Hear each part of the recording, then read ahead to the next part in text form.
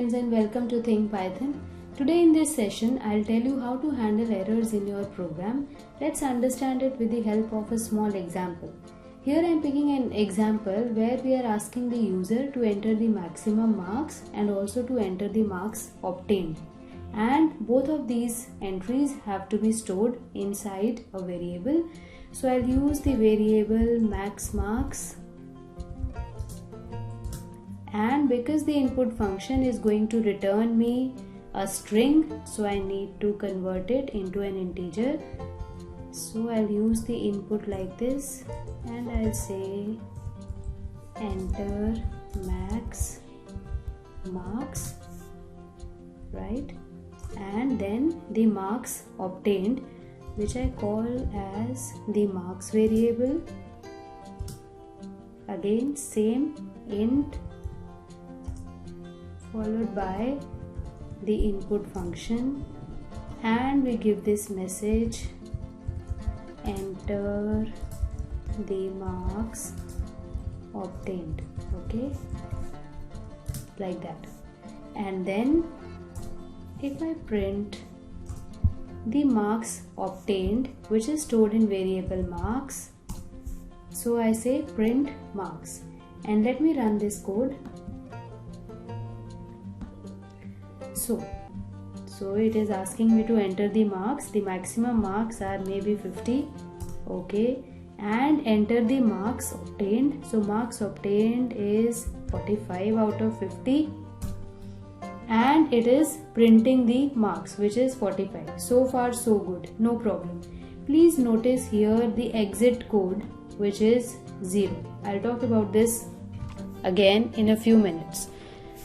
So what if there is a naughty user and he enters the value of marks which are not the numerical values but string? So let's say what happens to the code. Let me run it again. So again I enter the maximum marks, which is 50, and marks obtained, this naughty user enters not a numerical value but some string like this, and I get an error, right?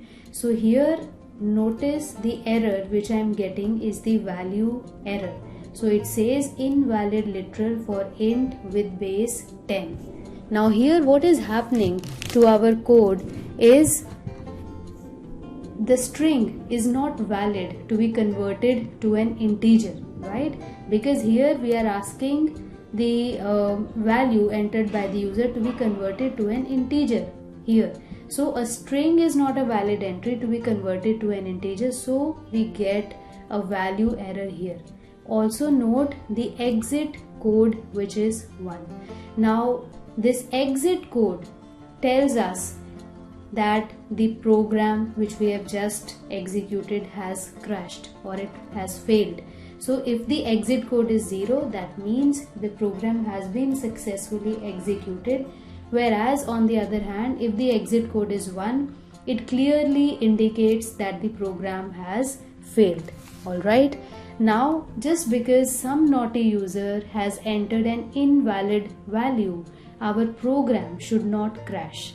We should be handling this in a smart manner, and that is where the exception comes into picture. Right? Now I'll show you how by using exception you can avoid getting an error and you can avoid such invalid entries where we can simply print a message but our code would not crash. Our program would not show us this red error, right? So what we can do here is, before we start this code, I'll say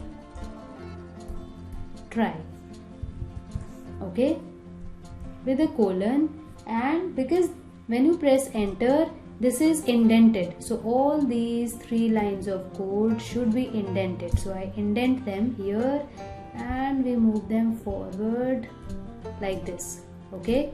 So here what we are telling Python is to try these lines of code except if you face an error. So how do we define it? We come out of the indentation and I'll say except what error did we get? We got an value error. So I'll say except value error, right? And if you encounter a value error, please do not crash. Instead, print a message which says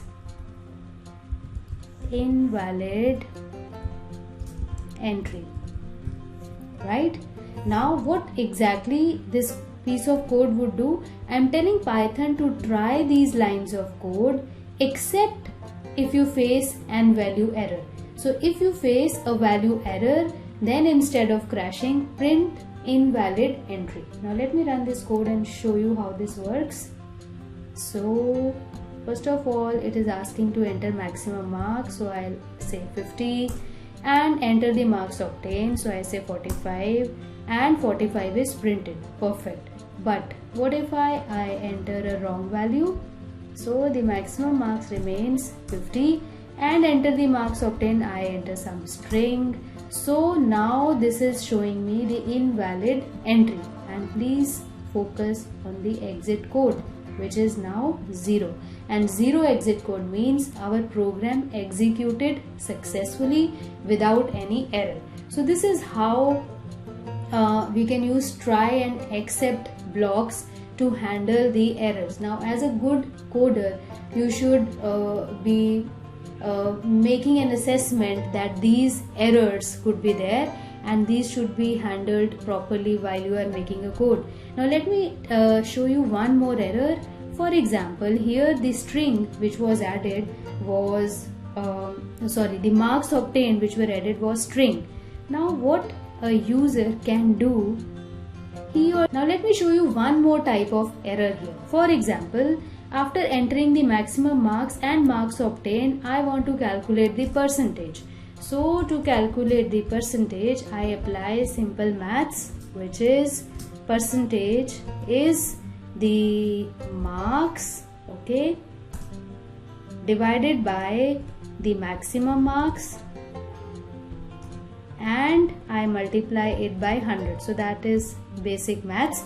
This would give me the percentage. And what if I print percentage here, like that, and let's run the code. So slide this up, enter maximum marks, I enter 50, enter the marks obtained, I say 45. So 45 out of 50 give me 90%. Now here what would a naughty user do? You have to be faster, than the probably naughtiest user, so that you can make out the probability of errors and you can handle them smartly beforehand. So if I run it again and I say the maximum marks 0 and the marks obtained are 45, so that means 45 out of 0. Of course, Python would show me an error. But this time, why this error was not handled by my try and except block? Because my except block was only capable of handling the value error. But the type of error which I am getting here is the zero division error, division by 0. So for this, I have to define one except block again, another except block for this particular error, and also see the exit code is now 1, which clearly indicates that the program has failed. Now here we can very easily handle this by defining another except block, and this time I want to handle the zero division error. So I say zero division error, and if this entry is entered by a user, I'll say Python, please do not crash. Instead, print division by 0 is not defined. So that is what I want Python to print. And let's run this code once again to see how it behaves. So enter marks, I'll say 0 this time. Enter the marks obtained, 45. Beautiful. Now it is not crashing, but instead it is giving me a message that division by 0 is not defined. Also note the exit code, which has now become 0, which means the program has successfully executed.